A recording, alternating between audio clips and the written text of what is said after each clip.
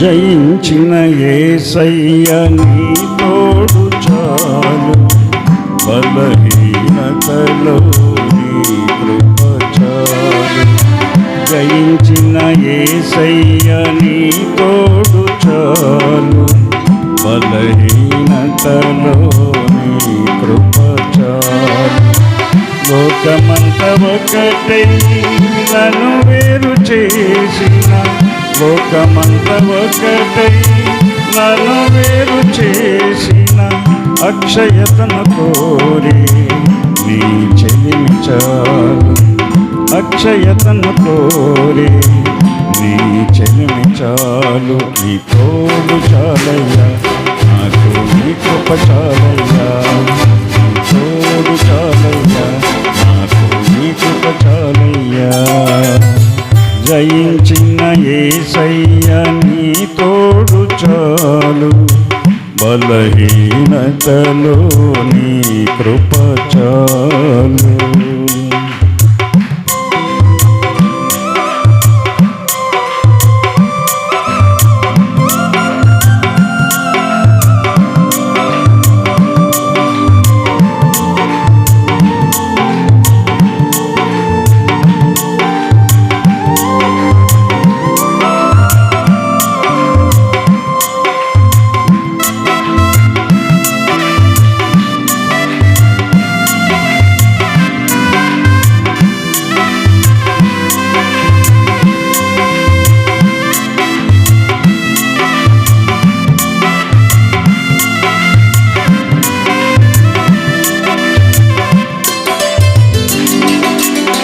పాపలోక అగాధాలలో పడనీయక చేపట్టి, స్వార్థ ప్రియుల లోకంలో స్నేహబంధమైనావు.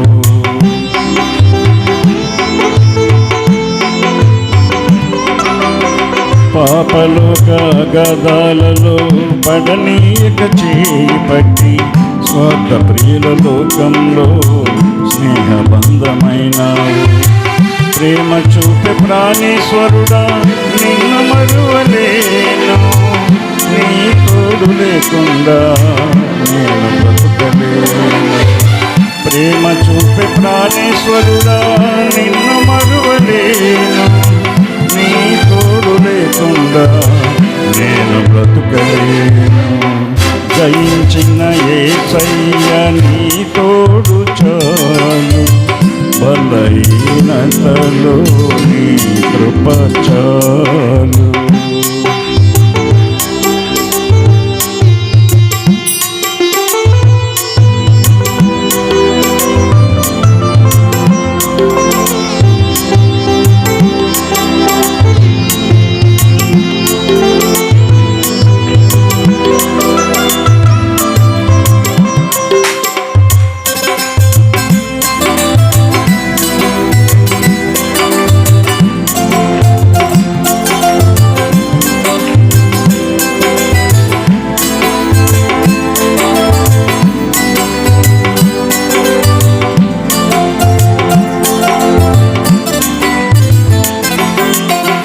అంధకార లోకమందు నా వెలుగు దీపమై, హతమార్చే ఆపదలో ఆశ్రయపురమైనావు.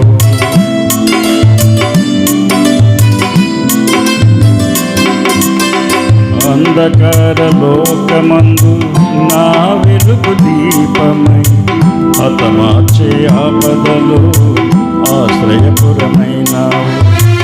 ఆదుకున్న ఆశ్రయుడా నిన్ను మరువలేను, నీ తోడు లేకుండా నీ బ్రతుకలేను. ఆదుకున్న ఆశ్రయుడా నిన్ను మరువలేను, నీ తోడు లేకుండా నేను బ్రతుకలేను. జయించిన యేసయ్య నీ తోడు చాలు, బలహీనతలో నీ కృప చాలు. లోకమంత ఒకటై నన్ను వేరు చేసిన అక్షయతను కోరి నీ చెలిమి చాలు. లోకమంత ఒకటై నన్ను వేరు చేసిన అక్షయతను కోరి నీ చెలిమి చాలు. జయించిన యేసయ్య నీ తోడు చాలు. బలహీనతలో నీ కృప చాలు.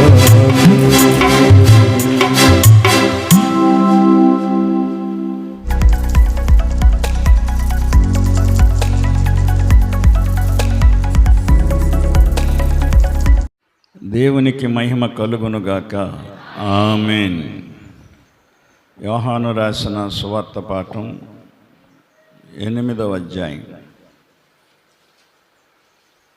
మొదటి నుండి కొన్ని వచనాలు చదువుదాం. యేసు ఒలీవల కొండకు వెళ్ళెను. తెల్లవారగానే యేసు తిరిగి దేవాలయములోనికి రాగా ప్రజలందరూ ఆయన వద్దకు వచ్చిరి గనుక ఆయన కూర్చుండి వారికి బోధించుచుండెను. శాస్త్రులను పరిసయ్యులను వ్యభిచారమందు పట్టబడిన ఒక స్త్రీని తోడుకొని వచ్చి ఆమెను మధ్యాహ్నం నిలవబెట్టి, బోధకుడా, ఈ స్త్రీ వ్యభిచారము చేయుచుండగా పట్టబడెను. అట్టి వారిని రాళ్ళు రువ్వి చంపవలెనని ధర్మశాస్త్రములో మోసే మనకు ఆజ్ఞాపించను కదా. అయినను నీవేమి చెప్పుచున్నావని ఆయనను అడిగిరి. ఆయన మీద నేరము మోపవలెనని ఆయనను శోధించుచు ఏలాగున అడిగిరి. ప్రార్థన. ప్రేమ కలిగిన తండ్రి, పరిశుద్ధుడా యేసయ్య, మీకు వందనములు, స్తోత్రములు తండ్రి. చదవబడిన వాక్య భాగాన్ని బట్టి మాతో, నాతో, అందరితో మాట్లాడమని మాట్లాడుచున్న నాకు నా నోటికి తోడయుండి మీ ఆత్మ నడిపింపునిచ్చి మీ ఆత్మీయ జ్ఞానము ద్వారా మాట్లాడడానికి మీ సహాయము నాకు అనుగ్రహించమని యేసయ్య పరిశుద్ధ నామమున ప్రార్థించి అడుగుచున్నాము తండ్రి. ఆమేన్. అందరికీ వందనాలండి. యేసు ప్రభువారు దేవాలయంలో కూర్చొని ఉన్నప్పుడు కొందరు శాస్త్రులు, పరిసయ్యులు ఒక వ్యభిచారం చేస్తున్న స్త్రీని పట్టుకొని ఆయన దగ్గర తీసుకొని వచ్చి ఆయన్ని, ఈ స్త్రీని ఏం చేయమంటావు ప్రభువా? మరి ఇలాంటి వారిని మోసే ధర్మశాస్త్రంలో రాసిన ప్రకారంగా రాళ్లతో కొట్టి చంపమంటావా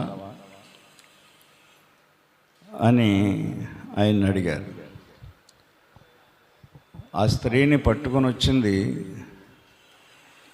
యేసు ప్రభు మీద ఏదో ఒక నేరం మోపాలనే ఉద్దేశంతో తప్ప ఆ స్త్రీని పట్టుకోవాలని కాదు. ఆ స్త్రీతో అనేకానికి అక్కడ సంబంధాలు ఉన్నాయి. ఆమె వ్యభిచారం చేసే వృత్తిని ఎంచుకుంది. వ్యభిచారినిగా తన జీవితాన్ని కొనసాగిస్తూ ఉంది. అయితే యేసు ప్రభువుని ఏ విధంగా మనం ఇరికించాలా, ఆయన్ని పట్టించాలా, ఆయన మీద నేరం మోపాలా, ఆయనకి శిక్ష విధించాలని శాస్త్రులు, పరిసయ్యులు, అంటే ఇలా మేధావులు అన్నమాట, మామూలు మనుషులు కాదే, అన్ని జ్ఞానాలు తెలిసిన వాళ్ళు, అన్నీ ఎరిగిన వాళ్ళు అన్నమాట. వీరి వల్ల కావట్లేదు యేసు ప్రభుని ఇరికించడానికి. అందుచేత పొద్దుటే ఆ స్త్రీని తీసుకొచ్చి అక్కడ నిలబెట్టారు. మధ్యలో నిలబెట్టి వారు, బోధకుడా, ఈ స్త్రీ వ్యభిచారం చేయుచుండగా పట్టబడింది. అట్టి వారిని రాళ్ళు రువ్వి చంపవలెనని మోసే ధర్మశాస్త్రంలో మనకి ఆజ్ఞాపించాడు కదా, రాసించాడు కదా. మరి అయినను నీవేమి చెబుతావని నీ దగ్గరకు తీసుకొచ్చాం. రాళ్లతో కొట్టి చంపమన్నాడు కనుక ఆమెను పట్టుకున్న కాడే కొట్టి చంపేయచ్చు రాళ్ళు కొట్టు, ఎందుకంటే అది నేరమేం కాదు, అది ధర్మశాస్త్రంలో ఉంది. వ్యభిచారం చేసిన వాళ్ళని రాళ్లతో కొట్టి చంపమని. అందుకనే వ్యభిచారం చేయొద్దని యేసు ప్రభు ఆజ్ఞల్లో మనకు ఒక ఆజ్ఞగా ఇచ్చాడు దేవుడు యెహోవా. అయితే ఆయన ఏం చెప్తాడని, ధర్మశాస్త్ర ప్రకారంగా చేయండి, రాళ్ళు రువ్వి కొట్టండి అని చెప్తే, ఈయన పాపులను రక్షించడానికి వచ్చాను అన్నాడు కదా, మరి పాపం చేసిన స్త్రీని రాళ్లతో కొట్టి చంపమంటున్నాడు ఏంటి, ఈయన రక్షకుడు ఏంటి అని నేరం మోపుదామని. లేదు అలాంటి స్త్రీ, అలాంటి వాళ్ళని మనం కొట్టకూడదు, చంపకూడదు, మనం క్షమించి మనం విడిచిపెట్టాలి అని చెప్తే, మోసే ధర్మశాస్త్రానికి వ్యతిరేకంగా మాట్లాడుతున్నాడు వీడు శిక్షకి అర్హుడని చెప్పి ఆయన మీద నేరం మోపుదామని. అందుకనే కింద మాట రాశాడు ఆయన మీద నేరము మోపవలెనని. అంతే. మరి వ్యభిచారం చేస్తూ ఉన్నప్పుడు ఒకరే చేయరు కదా వ్యభిచారం చేయాలంటే ఇద్దరు ఉండాలి, ఆడ మగ ఉండాలి. మరి మగోడేడి, పురుషుడేడి? మరి పురుషుడిని ఎందుకు తీసుకురాలేదు వీళ్ళు? ఇద్దరినే పట్టుకుని తీసుకురావాలి కదా. పూర్వకాలం అలాగే పట్టుకునేవారు పేటల్లో. ఎవడైనా పేటలోకి వచ్చి ఇంట్లో కన్నా దూరితే ఇద్దరినే పట్టుకుని కట్టేసేవారు, సెంటర్లో కట్టేసి ఆ రాత్రికి తగుపెట్టి తీర్పు తీర్చేవారు పెద్దలు. అప్పుడు శిక్షించేవారు. అప్పుడు తీర్పు తీర్చే పెద్దల్లో కూడా లోపాలుండి ఇప్పుడు కూడా తీర్పు తీరుస్తున్నారు చాలామంది. అసలు తీర్పు తీర్చొద్దని ప్రభు చెప్తున్నాడు. మీరెవరు తీర్పు తీర్చడానికి అని చెప్తున్నాడు. కనుక ఇద్దరు ఉండాలి, ఇద్దరిని తీసుకురాలి. దేవుడు చాలా తెలివిగా ఆ స్త్రీని మాత్రమే తీసుకొచ్చారు. గమనించండి. అప్పుడు యేసు ప్రభువారు అయితే యేసు వంగి నేల మీద వ్రేలుతో ఏమో రాయిచుండెను. వారాయనను పట్టు వదలక అడుగుచుండగా ఆయన తల ఎత్తి చూచి, మీలో పాపము లేనివాడు మొట్టమొదట ఆమె మీద రాయి వేయవచ్చునని వారితో చెప్పాడు. మరలా వంగి నేల మీద వ్రాయిచుండెను. వారు ఆ మాట విని పెద్దవారు మొదలుకొని చిన్నవారి వరకు ఒకని వెంట ఒకడు బయటికి వెళ్ళిరి. యేసు ఒక్కడే మిగిలేను. కనుక యేసు ప్రభువారు ఏం చెప్పారంటే, ఆయన్ని పట్టు వదలకుండా అడుగుతున్నారు. ప్రభువా చెప్పు, మరి ఏం చెప్తావు, నువ్వు చెప్పు అంటున్నారు. ఎందుకంటే ఏం చెప్తాడా, ఏం జారుతాడా, నోట్లోంచి ఏమొస్తుందో చూద్దామని. మోసే వ్రాసిన ధర్మశాస్త్ర ప్రకారంగా శిక్షించండి అంటే, నువ్వేం రక్షకుడివయ్యా, పాపం రక్షించడానికి లోకానికి వచ్చానని చెప్తున్నావు కదా, మరి పాపం చేసిన ఆమెను రక్షించకుండా శిక్షించమంటావేటి అందామని అని నేరం మోపుదామని. లేదు వదిలేయండి, క్షమించి అంటే, మోసే ధర్మశాస్త్రానికి వ్యతిరేకంగా మాట్లాడుతున్నావు, నువ్వు యూదుడివేంటి, నువ్వు రక్షకుడివేంటి, నువ్వు యూదుడు అయితే అలా మాట్లాడవు కదా అని నేరం మోపుదామని. ఆయన ఏం మాట్లాడలేదు. ఆయన వంగి నేల మీద వేలుతో ఏదేదో రాసుకుంటున్నాడట. వారాయనను పట్టు వదలక అడుగుచుండగా ఆయన ఓ మాట చెప్పాడు, మీలో పాపము లేనివాడు మొట్టమొదట ఆమె మీద రాయి వేయవచ్చును అని చెప్పాడు.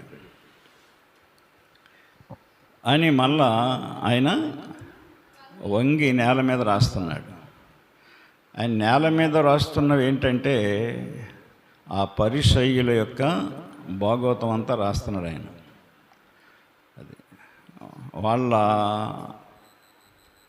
చేసిన దోషాలు పాపాలు, ఒరే నువ్వు కూడా మీరు అలాంటి వాళ్ళే అని చెప్పి ఆయన తెలియజేస్తున్నాడు రాత ద్వారా. కానీ వాళ్ళకి అర్థం అవ్వట్లేదు ఆయన ఏం రాస్తున్నాడు.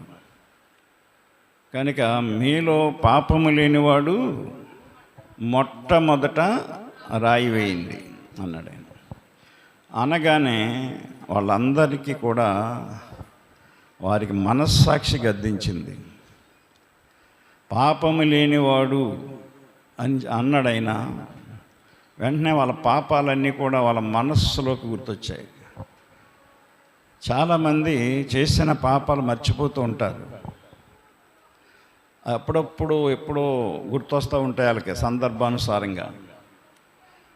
అది గుర్తొచ్చేంత వరకు మర్చిపోతాం, చాలా మర్చిపోతాం మనం. ఎక్కడేం చేసామో, ఎవరికి ఏం చేసామో. వీళ్ళు కూడా అలాగే మర్చిపోయారు. ఆయన నేల మీద వంగి వాళ్ళ మర్చిపోయినవన్నీ కూడా రాసి చూపిస్తున్నాడు అక్కడ. ఇదిగో మీరు చేసిన పాపాలు, మీరు ఏ పాపం లేనివారైతే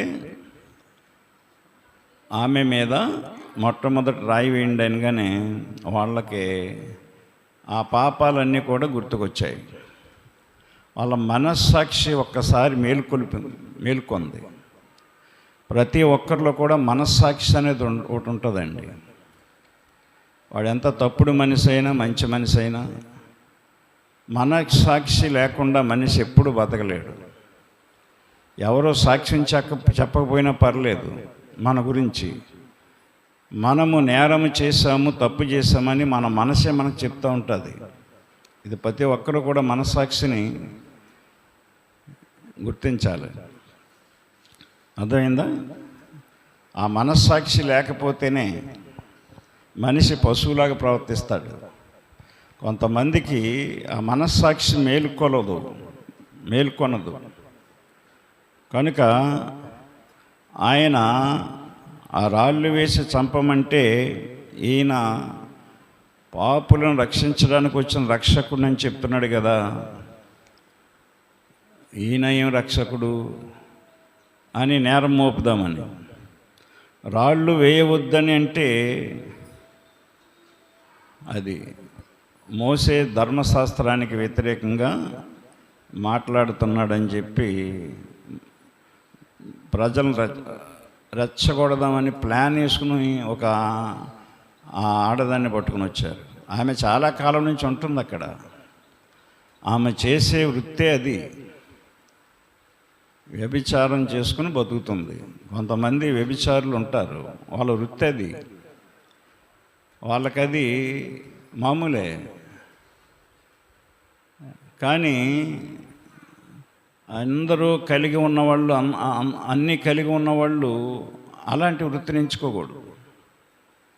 అది చాలా తప్పది. కనుక మీలో పాపము లేనివాడు మొట్టమొదట ఆమె మీద రాయి వేయవచ్చును అని చెప్పాడు అనమాట. చేత అందరూ వెళ్ళిపోయారండి. అంటే పాపం లేనివాడు ఎవడో ఉండడండి. పాపం లేనివాడు ఎవడు ఉండడు. ఇప్పుడు నేను ఇక్కడ నిలబడి చెప్తున్నాను వాక్యం. ఒకప్పుడు పాపంలో ఉన్నాను నేను. పాపం అనేది నా జీవితంలో ఉంది ఒకప్పుడు. ఎవరు కూడా నిబ్బరం కాదు, ఎవరు కూడా నీతిగా పుట్టిన దగ్గర నుంచి నీతిగా బ్రతకలేరు. అందుకనే రోమీయులకు రాసిన పత్రిక పాఠంలో 3వ అధ్యాయంలో 11వ వచనంలో పౌలు గారు ఈ విధంగా రాస్తాడు. నీతిమంతుడు లేడు, ఒక్కడును లేడు, గ్రహించువాడెవడునూ లేడు, దేవునిని వెదకువాడు ఎవడునూ లేడు, అందరూ త్రోవ తప్పి ఏకముగా పనికి మాలిన వారైరి. అంటే పనికి మాలిన పనులు చేస్తున్నారని చెప్తున్నాడు ఆయన. పనికి మాలిన పని అంటే అదేదో పెద్ద చెడ్డ పని అని కాదు, వాక్యానికి వ్యతిరేకమైన పనులు చేస్తున్నారని. అది ఇప్పుడు అన్యాచారంగా మనం ఏది చేయకూడదు, చేస్తున్నాం, అది పనికి మాలిన పని. అది దాన్నే పనికి మాలిన పని అన్నాడు ఆయన. పనికి మాలిన వారేంటా, నేను బాగానే పనికి మాలు అంటే వాళ్ళు వీళ్ళు అనుకుంటాం. మన మనస్సాక్షిని మనం సమర్థించుకుని మాట్లాడుకుంటూ ఉంటాం, ఆలోచించుకుంటూ ఉంటాం. అది దేవునికి పనికి రాని పనులు చేసేవాళ్ళందరూ అని అర్థం. కనుక నీతిగా ఉండాలి. నీతిమంతుడు లేడు, ఒక్కడు లేడంటారు. అది నేను చాలా జ్ఞాపకార్థ ప్రార్థన కోటల దగ్గర చూస్తూ ఉంటాను. నీతిమంతుని జ్ఞాపకం చేసుకునుట ఆశీర్వాదకరమని ప్రింట్ చేస్తూ ఉంటారు. నాకెందుకో అది కరెక్ట్ కాదనిపిస్తుంది. నీతిమంతుడు అంటే మనిషి ఎవడో నీతిమంతుడు కాదండి. ఆడ పాస్టర్ అయినా, బిషప్ అయినా, ప్రవక్త అయినా, దేవుడు ఒక్కడే నీతిమంతుడు అంతే. ఆ సందర్భంగా దేవుని వాక్యాన్ని మనం జ్ఞాపకం చేసుకోవటం, దేవుని వాక్యం ఏం చెప్తుందో జ్ఞాపకంగా మనం మాట్లాడుకోవటం, అది మనకు ఆశీర్వాదం తప్ప చనిపోయిన వ్యక్తిని జ్ఞాపకం చేసుకుంటే ఆశీర్వాదం కాదండి. నేను ఎవరు చనిపోయినా సరే దండ వేయాలనిపించదు, పువ్వులు వేయాలనిపించదు. టేకయ్య గారి మీదే నేను దండేయలేదు. ఆయన ఆత్మీయ తండ్రి గారు నన్ను ఈ స్థితిలోకి నడిపించిన ఆయన. అక్కడ ఉన్న దండలోటి ఇచ్చేయమన్నారు నన్ను. ఆయన ఏనండి నాకు ఇష్టం ఉండదు అన్నాడు. అమ్మగారి మీద ఏది, అయ్యగారి మీద ఏది, ఆ పువ్వులు కూడా లేదు. ఇలాంటివన్నీ మనం చేయకూడదని ఆయన నాకు చెప్పాడు ఆరంభంలో. ఈనాడు ఆయన వృద్ధుడైపోయాడు. ఆయన మాట వినకుండా ఆయన పిల్లలు, అల్లుళ్ళు అందరూ కూడా మిగిలిన సంఘాల్లో ఉన్న ఆ పద్ధతులన్నీ తెచ్చిపెట్టేశారు. ఇక్కడ సమాధి దగ్గరికి కూడా వెళ్ళకూడదని చెప్పాడు ఆయన. నేను ఫస్ట్ని అక్కడికి వెళ్ళేటప్పుడు మా నాన్నగారు చనిపోయారు ఆ టైంలో. అంతే, అప్పుడు ఆయనే వచ్చాడు సమాధి చేయడానికి, పిలిచాను నేను. ఆయనే వచ్చి సమాధి చేశాడు. ఆయన సమాధి చేయటమే. మళ్ళీ మా నాన్నగారి సమాధి ఎక్కడుందో నేను చూడలేదు. అంతకుముందు మా తమ్ముడు సమాధి ఉండేది, ప్రతి ఈస్టర్కి వెళ్ళి అక్కడ పెట్టేవాళ్ళం. అప్పటి నుంచి మా తమ్ముడు సమాధి కూడా నేను మర్చిపోయాను. మా తాత వరుసగా కప్పెట్టేవారు అక్కడ. మళ్ళీ ఇదొకటి వచ్చింది, ఆ ఇంటి వాళ్ళందరినీ వరుసగా పాతి పెడుతూ ఉంటారు అక్కడ తలం. చనిపోయిన తర్వాత మనం ఎక్కడ పాతి పెట్టామా, ఎలా పాతి పెట్టామా ఏదనేది కాదు. అది దేవుని వాక్యాన్ని మనం అర్థం చేసుకోవాలి. నీతిమంతుడు యేసు ఒక్కడే. నీతిమంతుడు యేసు ప్రభు ఒక్కడే అండి. కనుక ఆ నీతిమంతుడిని ఇరుకులో పెట్టాలని, ఆయన్ని మీద నేరం మోపాలని అక్కడ ఆ పరిసయ్యులు, శాస్త్రులు ఒక పథకం వేసుకుని వచ్చారు. ఆ స్త్రీని వంకబెట్టుకుని పట్టుకొచ్చారు. యేసుప్రభు కూడా అక్కడ పురుషుడేడని ఆయన అడగలేదు, కానీ వాళ్ళకి జ్ఞానంగా సమాధానం చెప్పాడు. మీలో పాపము లేనివాడు మొట్టమొదట ఆమె మీద రాయి వేయవచ్చునని చెప్పాడు. చెప్పి అందరూ రాళ్ళు పట్టుకున్నారు చేత్తో. ఆయన మళ్ళా వంగి నేల మీద వ్రాస్తూ ఉన్నాడు. వారు ఆ మాట విని పెద్దవారు మొదలుకొని చిన్నవారి వరకు ఒకని వెంట ఒకడు బయటికి వెళ్ళిరి. ఎందుకు వెళ్ళిపోయారు వీళ్ళు? వాళ్ళ మనస్సాక్షి వాళ్ళ గతంలో చేసిన పాపాలు, చేస్తున్న పాపాలను గుర్తు చేశాయి. మనకి మనస్సాక్షి అంటూ ఒకటి ఉంటుంది. మన మనసును మనం అడుక్కోవాలి, వాక్యానుసారంగా జీవిస్తున్నామా లేదా అని. వాక్యాన్ని పాటిస్తున్నానా లేదా? నేను ఏ మనస్సుతోనూ సాక్ష్యం చెప్పావు బాప్తిసం పొందినప్పుడు? ఏ మనసుతో మాట్లాడావు? బాప్తిసం ఇమ్మని అడిగావు. బాప్తిసం పొందేటప్పుడు నీ అన్నడు మందిరం మాన్నం, కోటాల మాన్నం, ప్రార్థన మాన్నం, సంఘానికి, సేవకులకి నేను సపోర్ట్గా ఉంటానని ఏ మనస్సాక్షితో నువ్వు సాక్ష్యం ఇచ్చావు? అక్కడ ఈనాడు ఆ మనస్సాక్షి ఏమైంది? చంపేసుకున్నావా? మనస్సాక్షికి గుర్తు రావట్లేదా? మనస్సాక్షి గద్దించట్లేదా? 8 గంటలకి ఆరాధన, మనం 8ంటికి వెళ్ళిపోవాలి, మొట్టమొదట ప్రార్థన నుంచి ఉండాలని మనస్సాక్షి ఎప్పుడూ చెప్పలేదా? మనస్సాక్షి చెప్పలేదు. ఒక చెప్తున్నా సరే ఆ మనసుని అలాగన్నటప్పుడల్లా ఒక వాత వేసేసుకుంటున్నావు మనసు మీద. నువ్వు ఒక వాత పెట్టుకుంటున్నావు, నువ్వు అలా మాట్లాడుకో, నాకు తెలిసిలే, వెళ్తానులే అని. మనస్సాక్షి ప్రతి ఒక్కరికి గద్దిస్తుందండి. అర్థమైందా? నన్ను పిలిచారు ఆ కార్యక్రమానికి. నేను 10:30కి బయలుదేరి వెళ్ళాను. 11:30 అయినా అక్కడ ఎవడో రాలేదు, ఏ సేవకుడు రాలేదు, ఎవరు రాలేదు, ఆ స్పీకర్ రాలేదు. 12:30కి వచ్చాడు స్పీకరు. మనస్సాక్షి లేదా వీళ్ళకి? దేవుని సన్నిధి, దేవుని కూటం, అది దేవుని ప్రార్థన, దేవుని మీటింగ్. అది ఏ టైంకి రావాలి నువ్వు? దేవుడు నాకు అన్నీ ఇచ్చాడని చెప్తున్నావు కదా. ఆయన ఇచ్చిన కార్ల మీద తిరుగుతున్నారు, బళ్ళ మీద తిరుగుతున్నారు సేవకులు. రావాలి కదా. 12 గంటలకు ప్రారంభించి 3 దాకా సాగదీసి అప్పుడు భోజనాలు పెడితే ఏమవుతారు జనం? ఉండాలి కదా. దేవుని కార్యక్రమం ఏ టైంలో చేయాలి మనం? మనస్సాక్షి చంపుకుంటున్నారండి. గమనించండి, మీలో పాపము లేనివాడు మొట్టమొదట ఆమె మీద రాయి వేయండి అని చెప్పగానే వాళ్ళు చేసిన పాపాలన్నీ కూడా గుర్తొచ్చాయి. నిజం, ఒక రకంగా మెచ్చుకోవాలి మనం ఆ శాస్త్రుల్ని, పరిసయ్యుల్ని. వాళ్ళ మనస్సాక్షి గద్దించి రాళ్ళు అక్కడ పడేసిపోయారు. వాళ్ళు మనస్సాక్షి ఉండాలండి. ఒక తాగుబోతుకి మనస్సాక్షి ఉండదు.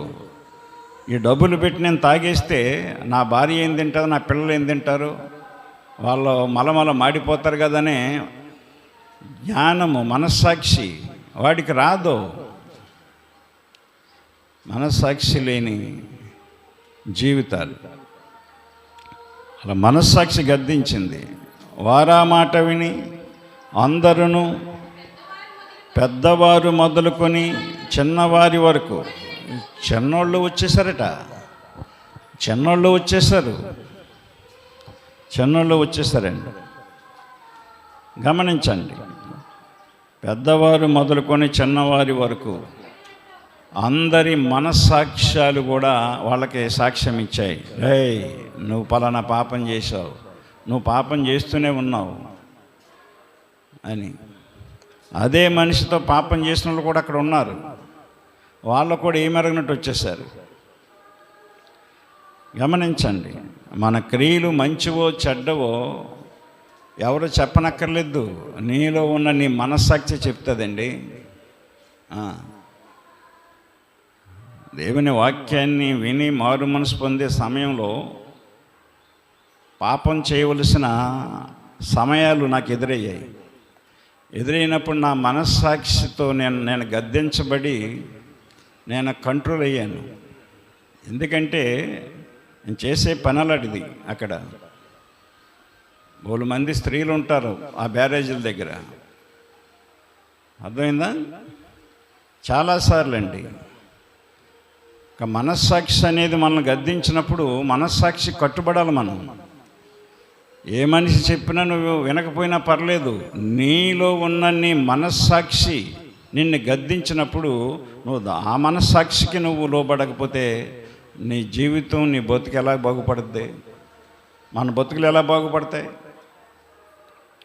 గమనించండి, మనం ఎలాంటి వాక్యాన్ని విన్న తర్వాత మన మనస్సాక్షి నిర్మలమైన మనస్సాక్షిగా మారిపోవాలి.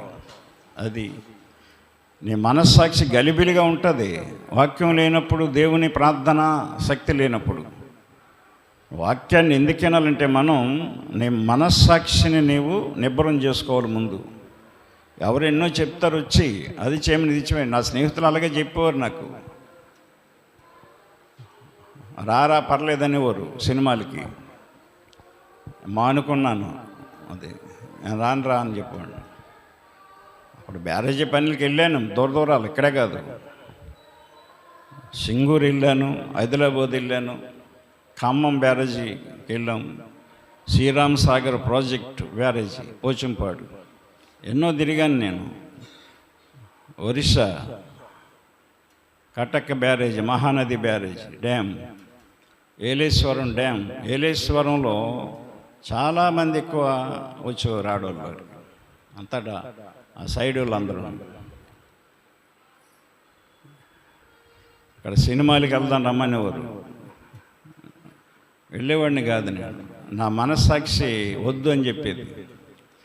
దానికి కట్టుబడ్డాను కనుక దేవుడు తన సేవకి నన్ను పిలిచాడు, సేవకునిగా చేసుకున్నాడు.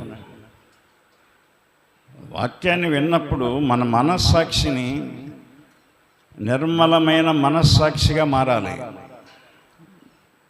ఎందుకంటే నిర్మలమైన వాక్యమును పాల వలన మనం ఎదుగుతున్నాం. వాక్యమనే పాలు, అర్థమైందా? ప్రభు దయాళుడని మీరు రుచి చూచి ఉన్న ఎడల సమస్తమైన దుష్టత్వమును, సమస్తమైన కపటమును, వేషధారణ, అసూయ, సమస్త దూషణ మాటలు మాని క్రొత్తగా జన్మించిన శిశువులను పోలిన వారై నిర్మలమైన వాక్యమును పాల వలన రక్షణ విషయములో ఎదగు నిమిత్తం. నువ్వు ఎంతసేపు కూడా డబ్బులో ఎదగాలి, బంగారం ఎదగాలి, ఏంటి, లేకపోతే పదవిలో ఎదగాలి, లేకపోతే లోక సంబంధమైన వాటిలో ఎదగాలని ఆలోచిస్తున్నాం. మనం బాప్తిసం పొందినా, దేవుని దగ్గరికి వచ్చినా, మనం ప్రార్థన చేయించుకున్నా, ఏం చేసుకున్నా నీ ఎదుగుదలంతా లోకానుసారంగానే ఆలోచిస్తున్నాం. ఎందుకంటే నిర్మలమైన వాక్యాన్ని వినటం లేదు. నువ్వు ఆవు పాలు, గేదె పాలు తాగితే ఒంటికి బలం వస్తుంది, శరీరానికి. వాక్యం అనే పాలు నువ్వు తాగితే, వింటే ఆత్మకు బలం వస్తుంది, నీ మనసుకి సంతోషం వస్తుంది. అర్థమైందా? నిర్మలమైన వాక్యమును పాల వలన రక్షణ విషయములో ఎదుగు నిమిత్తము అని చెప్తున్నాడు ఆయన. అర్థమైందా? ఎదుగు నిమిత్తం ఆ పాలను ఆపేక్షించుడి అంటే కోరుకోండి, తాగండి అని, తినండి, వినండి దేవుని వాక్యాన్ని అని. వింటే ఏం జరుగుతుంది? అప్పుడు నిర్మలమైన వాక్యం అనే పాలు మనం వాక్యాన్ని విన్నప్పుడు, వాక్యాన్ని గ్రహించినప్పుడు, వాక్యానుసారంగా మన మనస్సు ఆలోచించినప్పుడు నిర్మలమైన మనస్సాక్షి కలిగి మనం ఉంటాం. అదే పేతురు రాసిన మొదటి పత్రిక పాఠం 3వ అధ్యాయం 13, 14, 15 వచనాలు. మీరు మంచి విషయంలో ఆసక్తి గలవారైతే మీకు హాని చేయగలవాడెవడు? అండర్లైన్ చేసుకున్న మాట. మీకు ఎవరో హాని చేయకూడదు, నష్టం చేయకూడదు అని మీరు అనుకుంటే మీరు మంచిగా ఉండండి. మనం మంచిగా ఉండం, మనకు మంచి జరగాలనుకుంటాం, అది కరెక్ట్ కాదు కదా. మీరు మంచి విషయంలో ఆసక్తి గలవారైతే మీకు హాని చేయగలవాడెవడు? మీరు ఒకవేళ నీతి నిమిత్తము శ్రమపడినను మీరు ధన్యులే. నీతిగా మాట్లాడినప్పుడు, నీతిగా బతికినప్పుడు శ్రమలే. చుట్టూ ఉన్నవాళ్ళు ఏదో ఒకటి నిన్ను అంటూనే ఉంటారు, అది బాధే, మనకి శ్రమే, ఇబ్బందే. అయినా మీరు ధన్యులు. వారి బెదిరింపునకు భయపడకుడి, కలవరపడకుడి. నిర్మలమైన మనస్సాక్షి కలిగిన వారై మీలో ఉన్న నిరీక్షణను గూర్చి మిమ్మును ఏతువడుగు ప్రతివానికి సాత్వికముతోనూ భయముతోనూ సమాధానము చెప్పుటకు ఎల్లప్పుడూ సిద్ధముగా ఉండండి అని చెప్తున్నాడు ఆయన.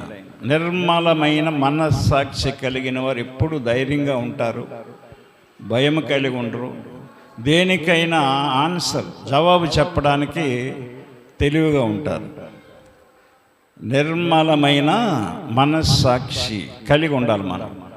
ఒకప్పుడు నీ మనస్సాక్షి నిర్మలంగా లేదు, మంచిగా లేదు. నిర్మలం అంటే మంచిగా, నీతిగా. ఒకప్పుడు నీతి లేదు నీ మనసుకి, ఇప్పుడు నీతి తెచ్చుకునే అవకాశం వచ్చింది. నిర్మలంగా ప్రశాంతంగా బ్రతికే అవకాశం ఇది మనకి దేవుడిచ్చాడు. మరి దేవుని మీద నీ మనసు పెట్టకపోతే, దేవుని వాక్యం మీద నీ మనసు పెట్టకపోతే నిర్మలం ఎక్కడి నుంచి వస్తుంది నీకు? దేవుని వాక్యాన్ని అర్థం చేసుకోవాలి. నిర్మలమైన మనస్సాక్షిని మనం సంపాదించుకోవాలి. నిర్మలమైన మనస్సాక్షిగా నీ మనస్సాక్షి మారాలంటే నిర్మలమైన వాక్యమును పాలు నీకు అవసరం. రక్షణ విషయంలో ఎదగాలి మనం. రక్షించబడిన మనం రక్షణ పోగొట్టుకోకూడదు. రక్షించబడిన తరువాత నా రక్షణ పోగొట్టుకోవడానికి ఎన్నో అవకాశాలు వచ్చాయి. నా మనస్సాక్షి గద్దించడాన్ని బట్టి నేను నిలబడ్డాను. ఎవరో ఉండరు కదా ఇంక అక్కడ. నాకు ఎక్కడెక్కడో పనికి వెళ్ళేవాళ్ళు, ఎక్కడెక్కడికి వెళ్తాం మనం. నీ కూడా నీ భార్య ఉండరు, నీ బిడ్డలు ఉండరు, నేను కన్నవాళ్ళు ఉండరు. ప్రతి ఒక్కరికి ఒక మనస్సాక్షి అనేది ఉంటుందండి. మనస్సాక్షిని పక్కన పెట్టేసి నువ్వు లేనిపోనివి మాట్లాడకూడదు, లేనిపోనివి చెప్పకూడదు, నువ్వు చేయనివి చెప్పకూడదు. అర్థమైందా? మనస్సాక్షి నిర్మలమైన మనస్సాక్షి కలిగి ఉండాలి మనం. గమనించండి. రెండవది మనం చూస్తే అపోస్తుల కార్యాలు 23వ అధ్యాయం 1వ వచనం. పౌలు మహాసభ వారిని తేరి చూచి, సహోదరులారా, నేను నేటి వరకు కేవలము మంచి మనస్సాక్షి గలవాడనై దేవుని ఎదుట నడుచుకొనుచుంటినని చెప్పాను. మంచి మనస్సాక్షి. పౌలు గారు ఒకప్పుడు దుర్మార్గుడు, దుష్టుడు, నరహంతకుడు. అతను దయాదాక్షిణ్యాలు లేకుండా, జాలి కనికరమ లేకుండా చిన్న పిల్లల్ని, పెద్దోళ్ళని, ముసలోళ్ళని అందరినీ చంపేసేవాడు, క్రీస్తుని నమ్ముకునేవాడిని. అలాంటి దోషకుడు, హింసకుడు, హానికరుడు. అతను బయటకు వస్తే కత్తి పట్టుకొని హాని చేయటమే. అదే అతనికి ప్రాణంగా పెట్టుకున్నాడంట. అలాంటి దుర్మార్గుడు, దుష్టుడు, హంతకుడు, హానికరుడు, మనస్సాక్షి లేకుండా చేసేవాడు అవన్నీ. అరే నేను పిల్లల్ని చంపేస్తున్నాను, ముసలిని చంపేస్తున్నాను, ఇంతమందిని చంపేస్తున్నాను, ఇది తప్పు అనే ఆ మనస్సాక్షి ఎప్పుడు అతనికి చెప్పలేదు. ఒక ఉద్యోగస్తుడు అతను, ప్రభుత్వంలో ధర్మశాస్త్రాలన్నీ ఎరిగినోడు, న్యాయమంతా తెలిసినోడు, గొప్ప ధనవంతుడు కూడా. అర్థమైందా? యవనస్తుడు. అటువంటి వాడు ప్రభు ఆయన్ని దర్శించిన తరువాత అతను మారు మనసు పొంది ప్రభువుకి అతను సేవకుడిగా అయిపోయాడు.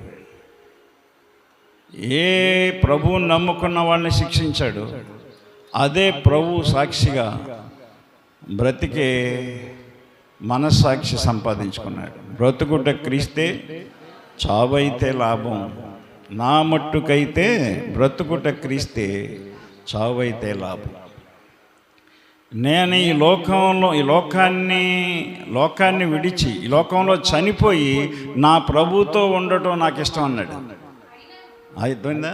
మామూలు మాట, అది మామూలు మాట అండి. అది బ్రతికుంటుండగా ఆయన కోరుకున్నది ఏంటంటే, పదే పదే కోరుకున్నది, అయినను శరీరముతో నేను జీవించుటయే నా పనికి ఫలసాధనమైన ఎట్లా నేనేం కోరుకుందును నాకు తోచలేదు. నేను ఈ రెండింటి మధ్య ఇరుకున పడి ఉన్నాను. నేను వెడలిపోయి క్రీస్తుతో కూడా ఉండవలెనని నాకు ఆశ ఉంది. నేను ఈ లోకాన్ని వదిలేసి ఈ లోకంలో చనిపోయి దేవుడు నాకు మరణం ఇస్తే, నాకు ఆయన పిలుపు వస్తే ఈ లోకాన్ని వదిలేసి వెళ్ళిపోయి ఆయనతో ఉండాలనే ఆశ నాకు మిగిలిపోయిందని చెప్తున్నాడు. ఎవడంటాడండి బతుకున్నవాడు? మంచం మీద ఉన్న ముసలోడు కూడా చనిపోవడానికి ఇష్టపడ్డు. ఒరే నన్ను బతికించండి రా, హాస్పిటల్ తీసుకెళ్ళరా అంటూ ఉంటాడు. ఆరోగ్యశ్రీ ఉంది కాదురా చూపించండి అంటాడు. నాడు దేవుని వాక్యాన్ని మనం అర్థం చేసుకోవాలి. అతని మనస్సాక్షిని అప్పుడు మేలుకొలిపింది అతనికి. ఆ మనస్సాక్షి బయటకు వచ్చింది.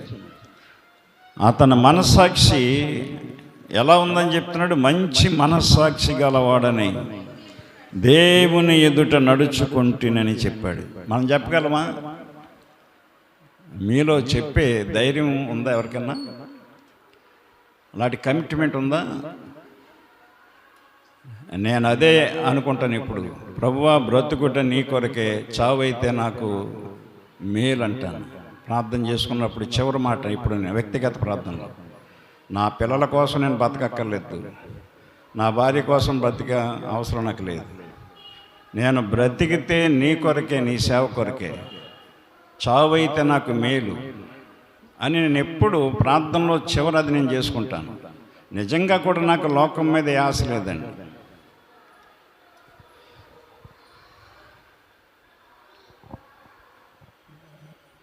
మంచి మనస్సాక్షి రావాలి మనకి.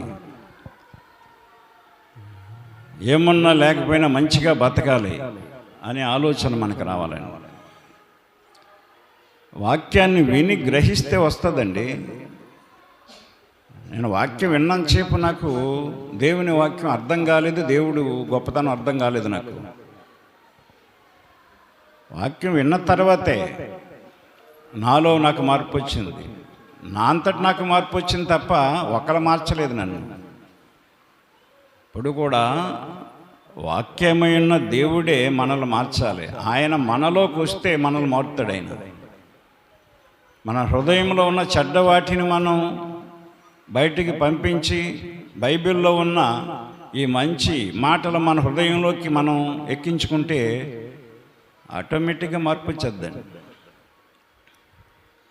కొంతమందికి పెదాల మీద ఉంటాయి దేవుని మాటలు, వాక్యాలు. ఒక ఆయన చాలా గొప్ప ప్రసంగికుడు, అర్థమైందా? ఆయనకి 2 భార్యలు, అన్ని అలవాట్లు ఉన్నాయి ఆయనకి. గొప్ప బోధకుడు, బైబిల్ కూడా తెరవకుండా చెప్తాడు ఎక్కడ ఏది ఉందో. అదంతా మైండ్లో ఉంటుంది అన్నమాట. మైండ్లో ఉంటుంది మెమరీ పవర్. నాకు అసలు ఏది గుర్తుండదండి. నాకు మెమరీ పవర్ తక్కువ, ఏది గుర్తుండదు అసలు నా పుట్టినరోజే నాకు గుర్తుండదు, నా పెళ్లి రోజే నాకు గుర్తుండదు, అసలు అవి చేసుకోవాలని కూడా ఉండదు నాకు. ఆ రోజున కొత్త బట్ట వేసుకుందామని కూడా ఉండదు. అలా గుర్తుంటే కదా ఉండటానికి. అవి అనవసరం. ఇంకా నాకు అసలు ఏది గుర్తుండదు. ఈ వారం ఏం చెప్పినా గుర్తుండదు నాకు వచ్చే వారానికి. దేవుని వాక్యం మనకు గుర్తుండాలండి, మనసులో ఉండాలి. అప్పుడు మన మనస్సాక్షి మంచిగా ఉంటుంది. 1 నిర్మలమైన మనస్సాక్షి కలిగి ఉండాలి మనం. 2 మంచి మనస్సాక్షి కలిగి ఉండాలి. ఆ శాస్త్రులు పరిసయ్యులు మనస్సాక్షి చేత గద్దించబడి వెళ్ళిపోయారు. మనస్సాక్షిని కానీ చంపుకొని ఉంటే రాళ్లతో కొట్టి చంపేది. యేసుప్రభు మాట పట్టించుకోరాలి. మనస్సాక్షి చంపుకున్న వాళ్ళే వాక్యాన్ని కూడా చంపుకొని బతుకుతారు, సంఘంలో నడుస్తూ ఉంటారండి. ఏది చేయరాళ్ళు. అక్కడ ప్రభు చెప్పిన మాట వాళ్ళు విని వాళ్ళ మనస్సాక్షి వాళ్ళని గద్దించి వెళ్ళిపోయారు వాళ్ళు. దేవుని వాక్యాన్ని మనం వింటే మన మనస్సాక్షి మనం గద్దిస్తుంది. ఇక్కడ మనం కూడా చెడు నుండి దూరంగా పోతాం. నిర్మలమైన మనస్సాక్షి మనకు ఉండాలి, మంచి మనస్సాక్షి ఉండాలి. కొంతమందికి వాత వేయబడిన మనస్సాక్షి ఉంటుందండి. ఏ మనస్సాక్షి? అది వాత వేయబడిన మనస్సాక్షి. పౌలు గారికి నిర్మలమైన మనస్సాక్షి ఉంది, మంచి మనస్సాక్షి ఉంది. ఆయన వాక్యం అంతా కూడా ఆయన ఎరుగును, మంచి తర్వాత మంచిగా జీవించాడు. అతను క్రీస్తును పోలి జీవించాడంటే క్రీస్తు మంచోడు కాబట్టి ఆయన కూడా మంచిగానే బ్రతికాడు. ఇంకోటి ఏంటంటే అపోస్తుల కార్యాలు 24వ అధ్యాయం 16వ వచనం, ఈ విధమున నేనును దేవుని ఎడలను మనుష్యుల ఎడలను ఎల్లప్పుడూ నా మనస్సాక్షి నిర్దోషమైనదిగా ఉండునట్లు అభ్యాసము చేసుకొనుచున్నాను. మనస్సాక్షిని ఎప్పుడు కూడా మనం అభ్యాసం చేసుకుంటూ ఉండాలి.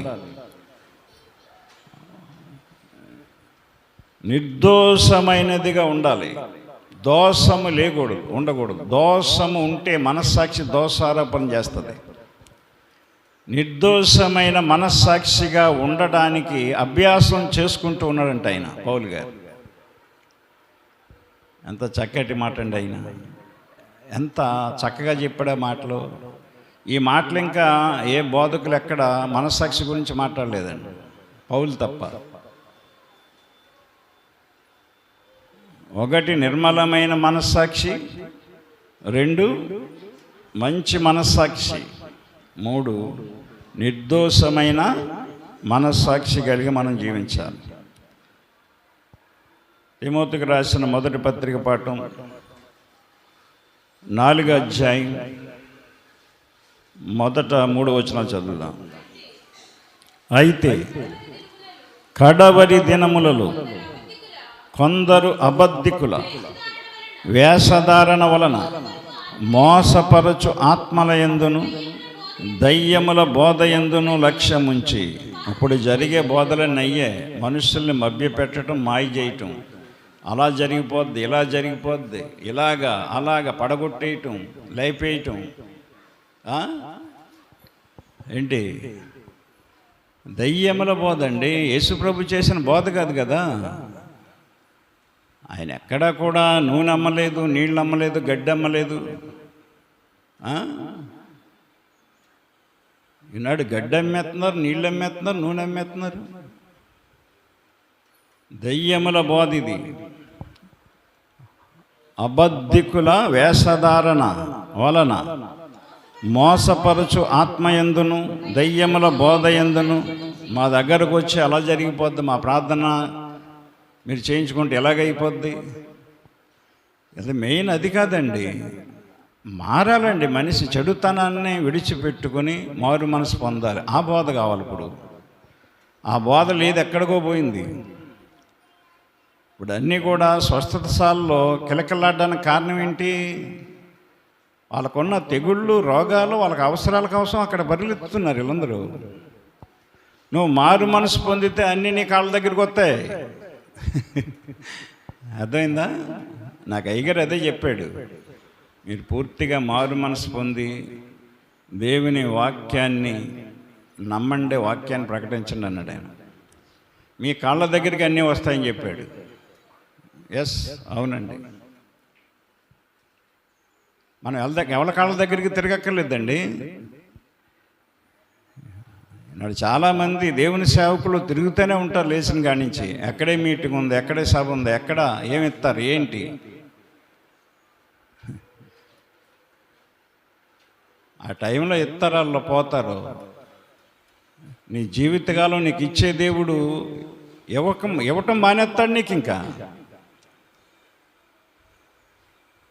దయ్యముల బోధ, మోసపరచు ఆత్మల బోధ, ఆత్మల్ని మోసపరచడం, మభ్యపెట్టడం. వాక్యం ఏం తెలుసు పాపం, వాక్యం తెలవదు కదా మీలో చాలామందికి.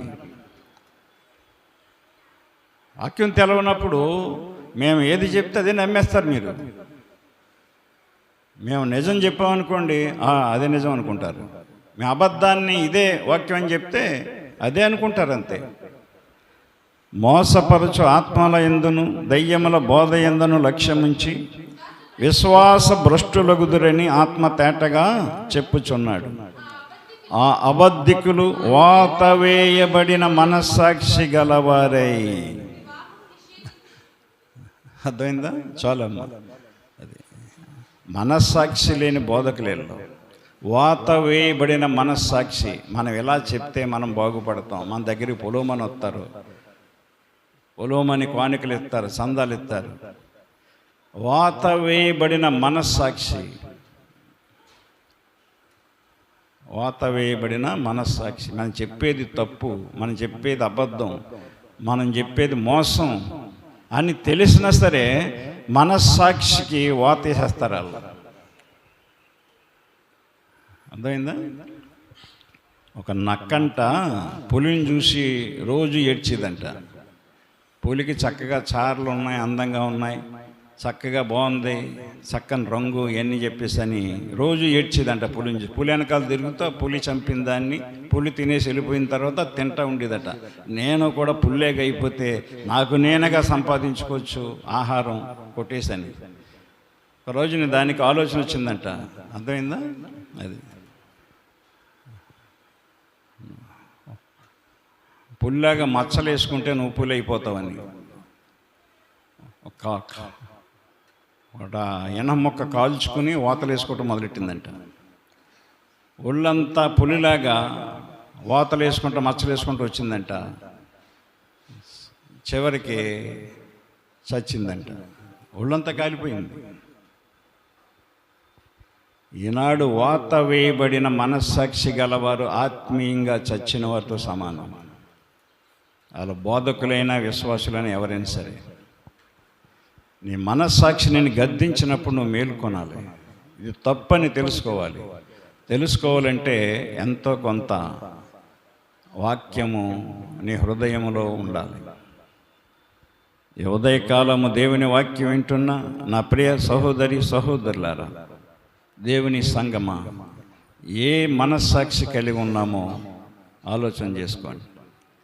శాస్త్రులు పరిసయ్యులు యేసు ప్రభువుని ఇరక్కన పెట్టాలని, ఆయన మీద నేరం మోపి ఆయన ఎలాగోలాగా శిక్షించాలని చూసినప్పటికీ ఆయన చెప్పిన ఒకే ఒక మాట, మీలో నేరము చేయనివాడు ఎవడైనా ఉంటే, పాపము చేయనివాడు ఎవడైనా ఉంటే వాడు మొట్టమొదటి రాయి వేయండి అని చెప్పగానే పాపము లేనివాడు ఎవడో లేడు అక్కడ. వాళ్ళందరూ మనస్సాక్షి చేత గద్దించబడి అందరూ వెళ్ళిపోయారు. ఈ రోజున నీ మనస్సాక్షిని గద్దిస్తే నువ్వు మంచి క్రైస్తవుడిగా, మంచి క్రైస్తవురాలుగా బ్రతకాలని తీర్మానం చేసుకొని ఈ మందిరం విడిచి వెళ్ళు. దేవుడి మాటలు దీవించునుగాక. ఆమేన్. ప్రార్థన చేసుకుందాం. ప్రేమ కలిగిన తండ్రి, పరిశుద్ధుడా యేసయ్య, మీకు వందనములు స్తోత్రములు తండ్రి. ఎత్తబడిన వాక్యమును బట్టి సంఘమును మీరు ఆత్మీయంగా బలపరచండి. నిర్మలమైన మనస్సాక్షి, మంచి మనస్సాక్షి, నిర్దోషమైన మనస్సాక్షి కలిగి జీవించేవారుగా చేయండి. వాత వేయబడిన మనస్సాక్షి ఎవరిలో ఉంచకుండా ప్రతి ఒక్కరిని మీరు కనికరించి కృప చూపించమని, ఎత్తబడిన వాక్యము నూరంతలుగా వారి హృదయములలో ఫలించినట్లు సహాయం చేయమని వాక్యమై ఉన్న యేసు నామమున ప్రార్థించి అడుగుచున్నాము తండ్రి. ఆమేన్. అందరికీ వందనాలండి.